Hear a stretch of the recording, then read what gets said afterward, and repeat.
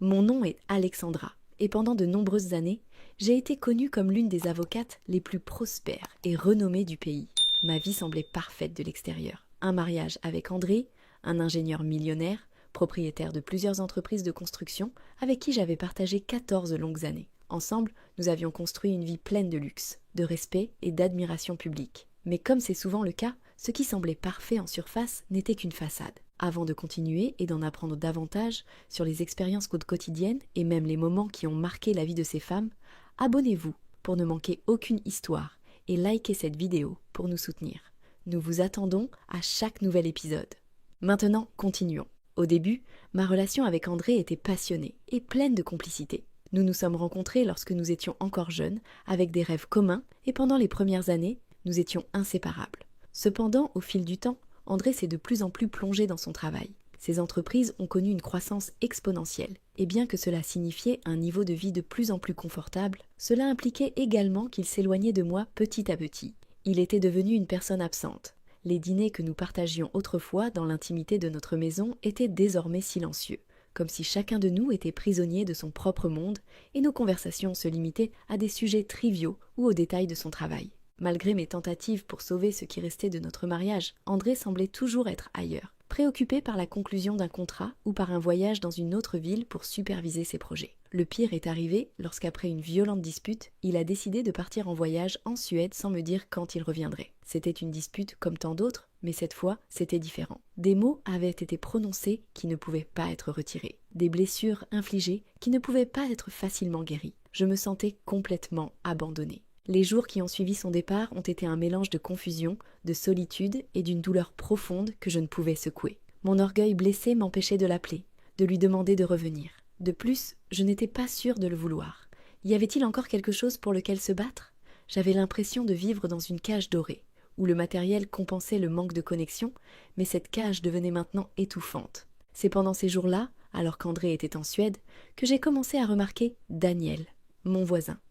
Daniel était différent d'André à bien des égards. Il n'avait ni sa fortune, ni son succès professionnel, mais il y avait quelque chose dans sa simplicité, dans son regard serein, qui me faisait me sentir apaisée. Je le croisais parfois en sortant de chez moi, mais nos interactions étaient toujours superficielles. Un salut, un sourire poli. Cependant, après le départ d'André, j'ai commencé à porter plus d'attention à Daniel. Il y avait quelque chose dans sa façon de me regarder. Une chaleur qu'André avait cessé de me montrer depuis longtemps. Un après-midi, alors que j'arrosais les plantes dans le jardin, Daniel s'est approché pour me saluer. C'était un après-midi tranquille, de ceux où le silence envahit l'atmosphère, et pour la première fois, nos mots ont coulé avec naturel. Nous avons d'abord discuté de banalités, mais bientôt, la conversation est devenue plus personnelle. J'ai été surprise de voir à quel point il était facile de lui parler, combien son attention me faisait du bien. Pendant qu'André était absent, absorbé par ses affaires, Daniel m'offrait une compagnie simple mais réconfortante. Un geste aussi simple qu'une gentillesse, un mot de soutien, est devenu le réconfort dont j'avais tant besoin. Au fil des jours, nous nous sommes rencontrés plus souvent. Chaque fois que nous parlions, je sentais qu'une partie de moi se réveillait d'une torpeur dont je n'avais même pas conscience. J'ai commencé à remarquer des détails en lui que je n'avais pas vus auparavant. Son rire facile, sa manière calme d'écouter, la façon dont ses yeux brillaient quand il parlait de quelque chose qui le passionnait. J'ai commencé à le chercher inconsciemment. Je me surprenais à attendre de le voir, à attendre ces moments où nos regards se croisaient et où je sentais une étincelle de vie que je n'avais plus ressentie depuis longtemps avec André. Ce n'était pas seulement une attraction physique, bien que je ne puisse nier que Daniel était un homme attirant. C'était quelque chose de plus profond, une connexion émotionnelle qui grandissait jour après jour. Je me surprenais à penser à lui plus que je ne le devrais, à comparer son attitude douce avec la froideur distante d'André. La culpabilité a commencé à émerger lentement, mais à ce moment-là, cela m'importait peu. Je me sentais vivante, comme si j'avais retrouvé une partie de moi que je croyais perdue. Tout a changé une nuit, après que Daniel et moi nous soyons rencontrés par hasard à l'entrée de l'immeuble. C'était une de ces nuits où l'air est frais, mais pas assez pour qu'on ait besoin d'un manteau. Il m'a invité à prendre un café chez lui. Je savais que je ne devais pas accepter, mais quelque chose en moi, une partie qui avait été réduite au silence pendant trop longtemps, m'a poussé à dire oui. Une fois chez lui, nos conversations sont devenues plus intimes. Il m'a parlé de sa vie, de ses rêves, et moi, je lui ai raconté mon mariage raté. Quelque chose que je n'avais jamais admis à voix haute, même pas à mes amis les plus proches. Pendant que nous parlions, j'ai ressenti une proximité émotionnelle que je n'avais pas ressentie depuis longtemps. Je me sentais comprise, valoriser ce qu'André avait cessé de faire depuis bien longtemps. Cette nuit-là, en sa présence, les barrières émotionnelles que j'avais construites au fil des ans ont commencé à s'effondrer. J'ai senti une connexion authentique qui m'a fait remettre en question tout ce que j'avais vécu jusque-là. Je ne sais pas exactement quand cela s'est produit, mais d'une manière ou d'une autre, ce qui avait commencé comme une amitié s'est transformé en autre chose.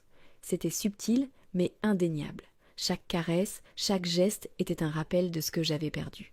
Mon corps et mon esprit étaient dans un état d'alerte émotionnelle, quelque chose qui me faisait peur et qui, en même temps, m'attirait. À partir de cette nuit, notre relation a continué à évoluer.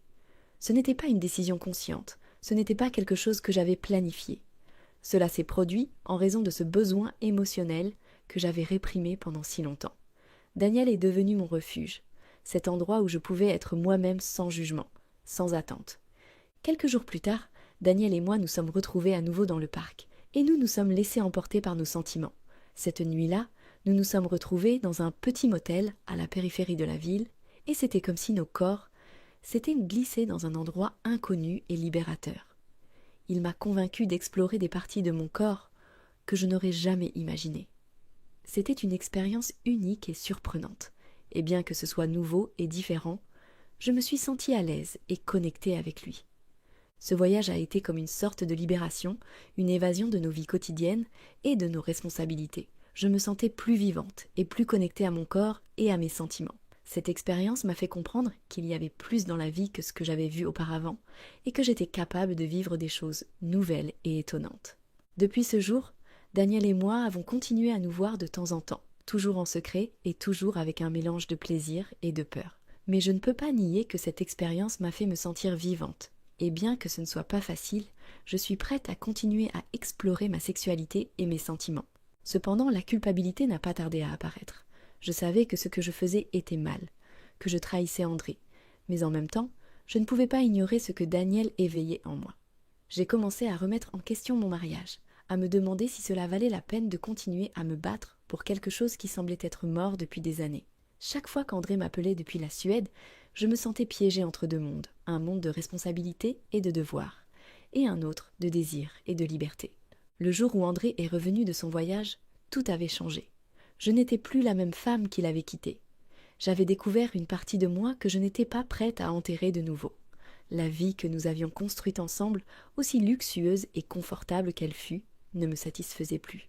Et même si je savais que je jouais avec le feu, je ne pouvais pas nier ce que je ressentais pour Daniel. Ma vie avait pris un tournant inattendu, un tournant que je n'avais jamais imaginé vivre. Je me trouvais maintenant à un carrefour, entre la sécurité d'un mariage de plusieurs années et la possibilité d'une nouvelle vie. Une vie où mes émotions et mes désirs seraient enfin reconnus et valorisés. Merci de nous avoir accompagnés dans ce voyage émotionnel. Rappelez-vous que votre soutien est très important pour nous. Si vous avez aimé cette vidéo, n'hésitez pas à mettre un j'aime et à la partager. Nous avons encore plein d'histoires passionnantes à raconter. Ne les manquez pas. Abonnez-vous et activez la cloche de notification. À la prochaine.